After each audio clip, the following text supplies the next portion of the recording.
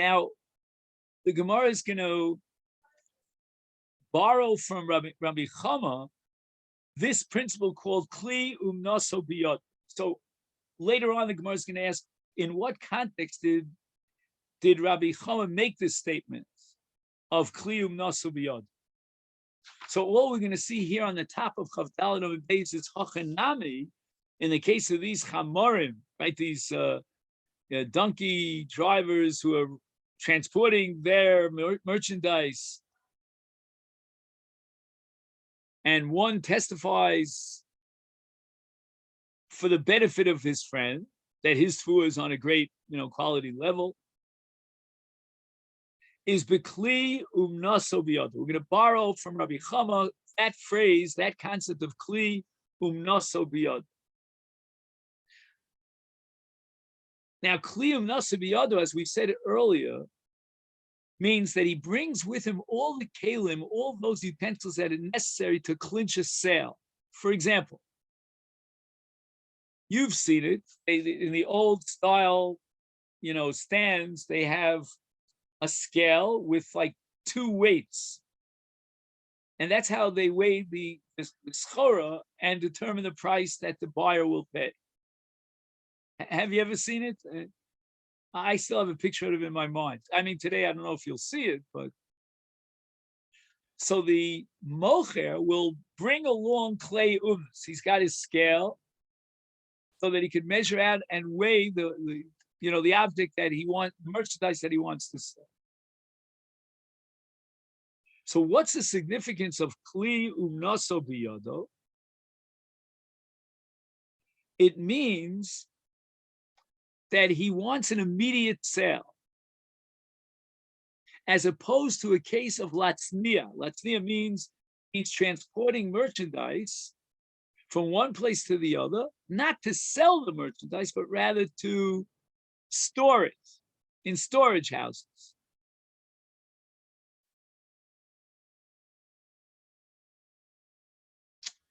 Now, if he's transporting his stuff for the sake of storage, he doesn't have any pressing need to start telling stories. Oh, my friend has good quality, blah, blah, blah. But if they're involved in mechira, because they both brought with them the clay umnus, the kalim that they need to sell that tefillah, he writes here, Shemachalkim boas hatefillah. The various, like, you want to separate a pound of I don't know what from the rest in order to sell it. If it's latzniya, he has no vested interest in setting up this cartel in which he'll downgrade his own tefillah and then upgrade his friend's tefillah. But if there's proof positive, an indication that he's selling his merchandise, then we have to be worried. And that's what the Tanakhama says he's not believed. But the Brisa is talking about a case of ein kli umnaso biyado. And that's why the Tanakhama is not choshish l'gom. So what Rav has done again, Abai did half the job, and he reconciled Rabbi Yehuda and Rabbi Yehuda. Now Rav reconciles Rabbanan and Rav. Okay, you borrowed this concept of kli umnaso biyado that proves that he's looking for an immediate buyer from Rabbi Chama, who was he originally coined this concept of kli umnaso biyado. In what context did he say it? And here's where we embark on Tumah V'Tara. And the Gemara now is Achod T'nana Mishnah, the 7th parak of Taros.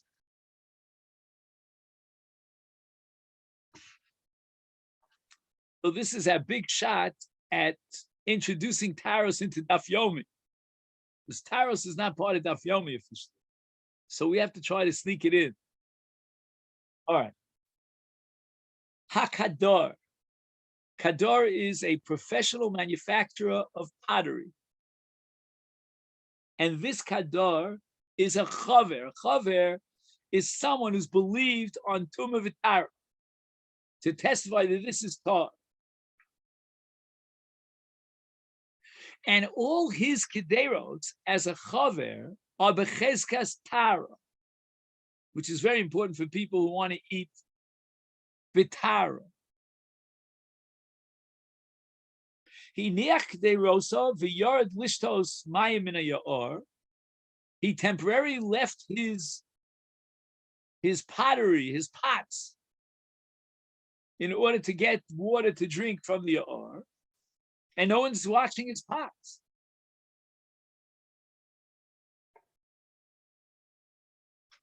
And now we're going to assume that people are coming by, and amongst those people are tmeim, and they will be mitame the kederos in the absence of the kadar, who's busy at the well pulling up water. Pnimis or pnimios tahoros, chitzonios tmeos.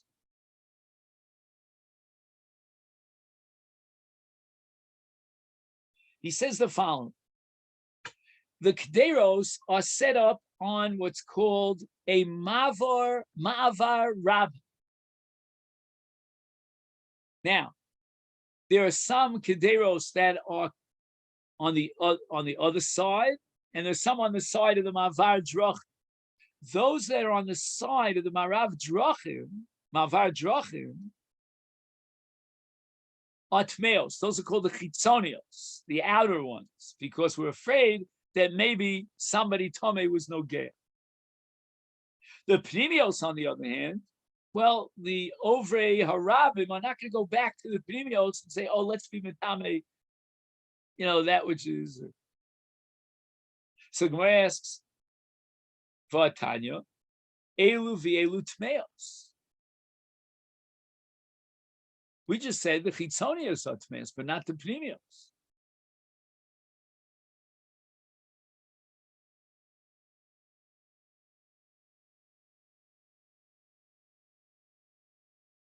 Omar Rav Chama bar Ukva. This is where Rav Chama bar Ukva introduces concept of klei umnaso biyodo.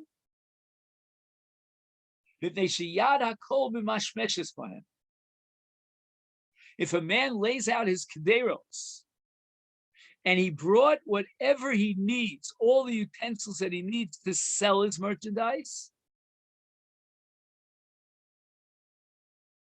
then we know that there are many, many buyers, potential buyers, that are handling this merchandise, and amongst them is a Tomei who transmit to him. That's called Yad HaKol Mimashmeshes Bahem. Because before you buy metaltal and you check it out, you pick it up in your hand and you look through it.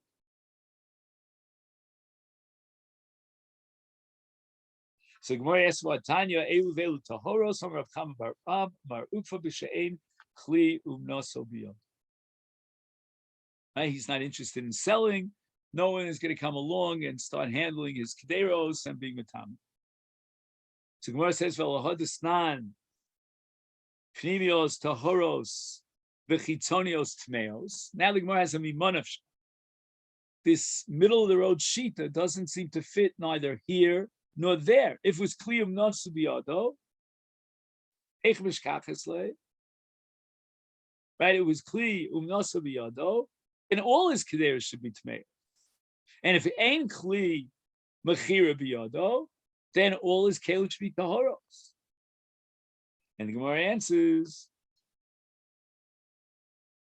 that even though this has to be emphasized, we're talking about ein kli umnaso biyado. So therefore, we don't have to be choshesh for the mamash mishpo rabbim.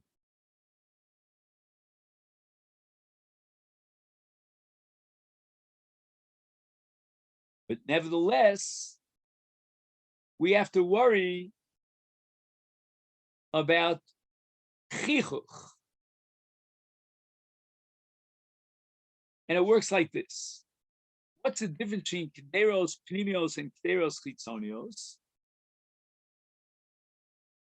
Has nothing to do with mechira per se, because we're talking about ein kli mechira biyod.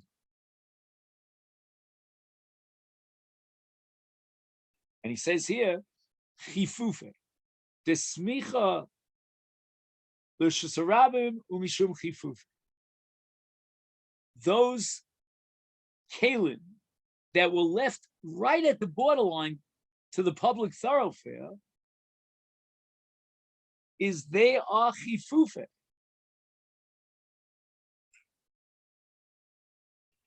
Shederech b'nei adam linot b'tzidei rishus harabim samach lekosel yisedos v'kadome kidei shagolos over rishus harabim lo yaziku es haksolim.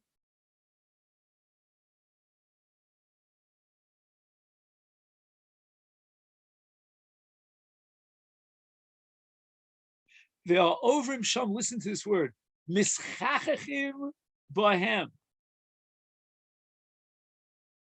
Now, I'm not sure what mischachim can be. Usually, mischachim means, like in Choshanoga Sapora, he rubs up his shoulder.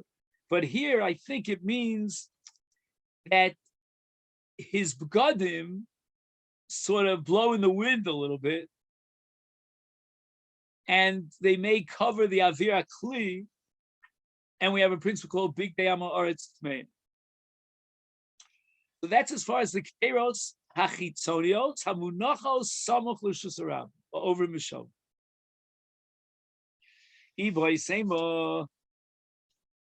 Another possible machlokes between Rabbi Yehuda and Rabbanan, and will allow us to reconcile the stira in Rabbi Yehuda. Rabbi Yehuda v'chachamim b'maylim b'truim b'lichsen kamiflagi.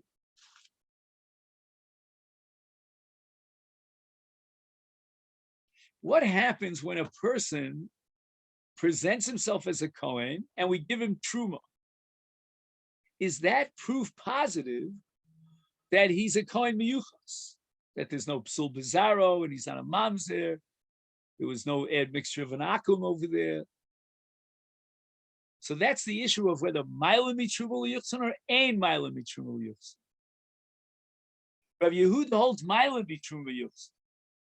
And therefore, we have to be very, very careful and very inhibited about being Michael a Kohen Truma, because by doing so, we're announcing that he is Miyuchas because of Mailam Mitruma Liyuchsan.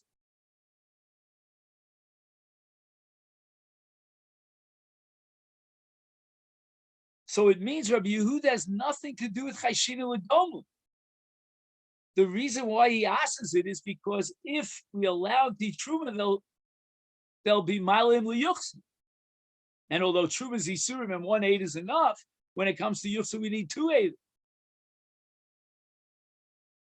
The Gemara now vacillates. Imagine you sign on a star as an aid, and the star was written up by the Lova, and the Lova calls himself Yankala HaKohen.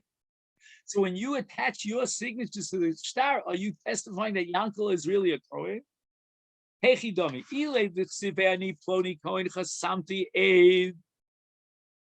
telling me that maybe we should rely on the signature of the aid who signs himself as a Kohen, what are you talking about? Do you have any testimony on his behalf that he's a Kohen? We don't trust the person to say I'm a Kohen. Lo. Tzricha, where's the suffix? It says in the star, Ani ploi Kohen lavisi manam li ploin. I, the Lova, have borrowed money, and he identifies himself as a Lova who's a Kohen. V'chasimu sahadi. And at the bottom of the Lova's star, 2 Eidim sign.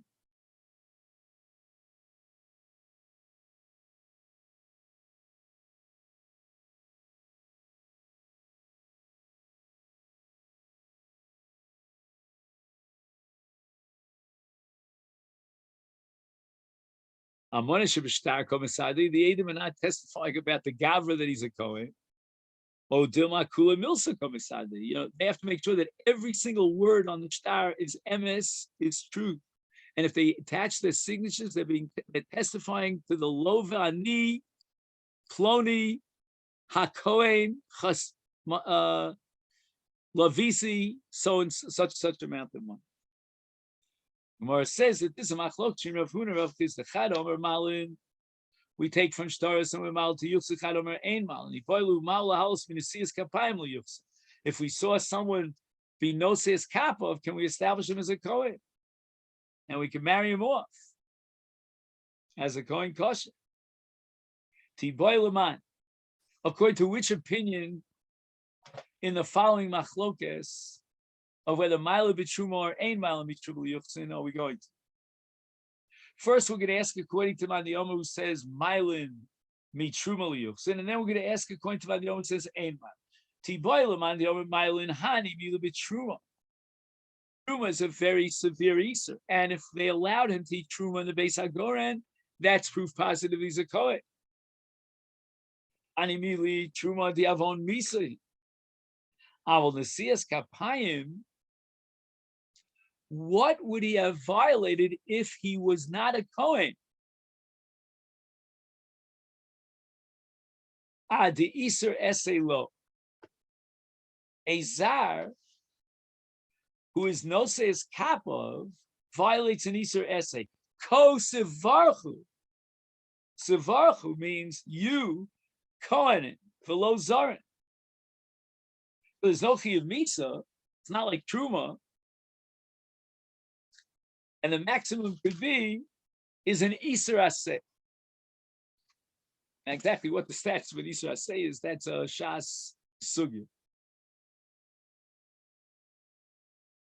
O Dilma, Loshna, we're not going to differentiate between the Chiyuv Mitzvah of Truma and the Iser Aseh of the Siyas Kapayim. In both cases, we're Malin. Even if I hold that we're not Malin from Truma to Yuchsin, Hanimili Truma, Dimis Alcha B'Chtina. A person could eat Truma in the privacy of his home, and even if he knows he's not a Kohen, he's not embarrassed because nobody knows that he's eating Truma. Avol Nesias Kapayim Far Hesia, which is a public act, and if they find out that he's not a Kohen, oh my gosh, they'll put up what do they call those signs? Pashkavillas, all over the city. He loved Kohen. It's kuli high. Lo machzif inish nafshe. Oh, dilma lo shno. Should we say no? Nesias Kapayim is equal to achilas truma, and with choshesh that maybe Adam, right? Shema Yisgala Dovrei Sil Bnei Adam Sheina Kohen. So if he didn't know for sure that he was a Kohen, he wouldn't even eat Truma in the privacy of his house because somebody may find out about it. And the Gemara says, Rav Chisda Rav Avina, Chadamer Mailim Nesias Kapayim Liyuchsu, Chadamer Ein Mailim Nesias Kapayim. So Amalei Rav Nachman Bar Yitzchak Rav Maulas Nesias Kapayim Liyuchsu. Amalei plug to Rav Chisda V'Rav V'Avina Rabbi Avina. Hilchas Imai. How do we pass? Amalei Rav says Rav Nachman. I know Masnisi Yodano. I know a Bryce. Tanya Rabbi Yossi Omer. Yedola Chazaka Shenemar Ubnei Umibnei Akon and Bnei Chavya Bnei Akotz Bnei Barzilai Asher Lokach Mnos Barzilai Hagiladi Isha Vayikari Al Shma. Rabbi Yossi wants to indicate how strong a Chazaka is, pardon the pun. And he says that a person has a chazak, whether it's li'isa or lehet or bezdin, is not able to be motzi davar miches kasa unless they have Eidin. When Bnei Yisrael came on Aliyah, what we call the second Commonwealth, with Ezra from Bavel after the Churban Bayis Rishon, and there was Yisraelim, Kohanim, and Levim, and each one brought out a ksav yuchsin to show that his father and his mother were Bnei Yisrael, Ksherim, because there was an admixture of non-Jewish blood. Intermarriage was very rampant at that time.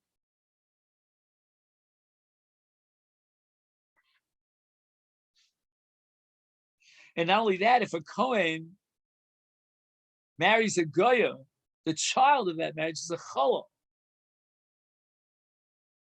And yet, listen to the power of chazak, even though there was so much intermarriage. Shenemar, in this entire pasuk, and we have somebody by the name of Barzilai, right? He married a girl from Bnos Barzilai. Ela bikshu ksavam misyachsim. Right? They demanded some sort of ksav, the document that would be miyaches them to kahuna, so they could serve in the Beis Hamikdash, which was being rebuilt. To loan him so. As a result of the fact they couldn't find any sort of documents to prove that they were kohanim yuchasim, they were rejected. Vayigoalu min hakahuna.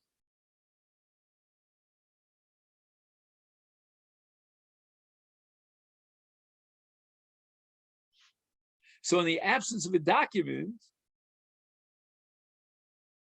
they were rejected. Vayomer hatir shasa, that's Nehemiah, asher lo yochlu bikosh kadoshim ad amon koi le'ur v'tum till Mashiach. He'll clarify who's the Kohen Gadol by asking the Urim V'tum. Okay, so what's the proof here that Chazak is so great? Amalehem.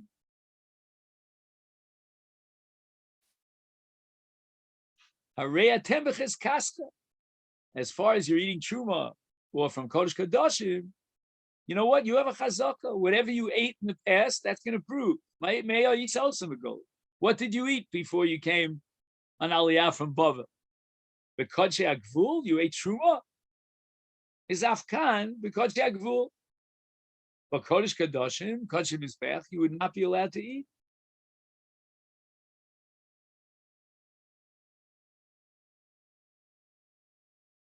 So it means that whatever you have a chazaka on, you continue with that chazaka, that status quo. If you ate truma, we're going to allow you to eat truma. If you were nosei kapayim, we'll allow you to be nosei kapayim. But meh hayisem, blah, blah, blah, bagola is afkan. So you see that they were mamshich linog b'chol dvarm shenagu b'hem begola. They continue to be nosei kapayim and be mevarches ha'am, because that's what they did in the gola. And Nehemiah was not mafkia them except from achilas kodshim if they didn't eat kodshim begola, which certainly they didn't.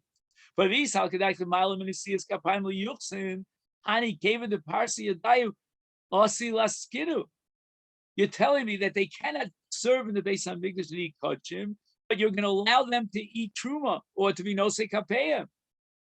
And if you're going to tell me that Milim Minasias Kapayim Likahuna, then how could we allow him to be Nosei Kapayim?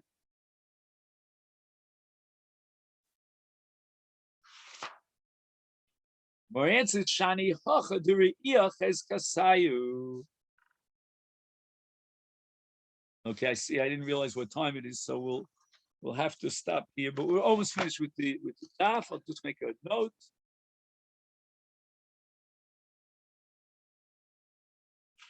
So tomorrow, Mitzvah Shem at 9:45, if that's good.